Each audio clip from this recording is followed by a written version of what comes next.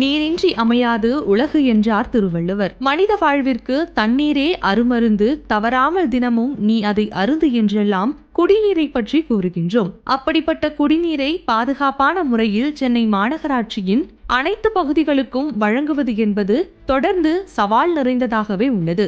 இந்த சவாலை எதிர்கொள்ளும் வகையில் மாநகராட்சி சார்பில் பொதுமக்கள் அதிகம் கூடும் இடங்களில் சுத்திகரிக்கப்பட்ட குடிநீர் வழங்கும் வகையில் அமைக்கப்பட்டுள்ள குடிநீர் ஏடிஎம்களை முதலமைச்சர் ஸ்டாலின் விரைவில் தொடங்கி வைக்க உள்ளார். இதுபோன்ற குடிநீர் ஏடிஎம் திட்டம் வரவேற்கத்தக்கது என்று பொதுமக்கள் தெரிவிக்கின்றனர். இப்போ பார்த்தீங்கன்னா நிறைய பேர் வந்து தண்ணி இப்போ இல்லாமல் நிறைய பேர் கஷ்டப்படுறாங்க.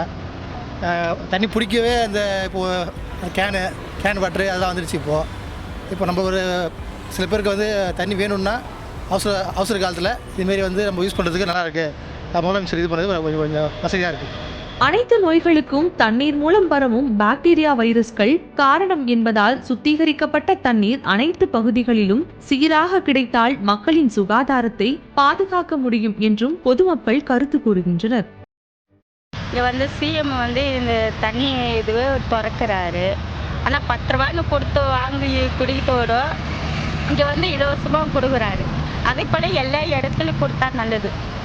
சென்னை மற்றும் புறநகர் பகுதிகளில் குழாய்கள் மற்றும் லாரிகள் மூலம் தினமும் குடிநீர் விநியோகம் செய்யப்பட்டு வருகிறது. இந்நிலையில் மெரினா கடற்கரை, பூங்காக்கள், பள்ளி, கல்லூரிகள் அதிகம் உள்ள இடங்களில் முதற்கட்டமாக 50 குடிநீர் ஏடிஎம்கள் அமைக்கப்பட உள்ளன.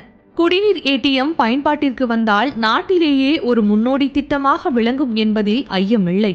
வசந்த் செய்திகளுக்காக ஒளிப்பதிவாளர் செந்தில் பாண்டியுடன் செய்தியாளர் மகேஷ்.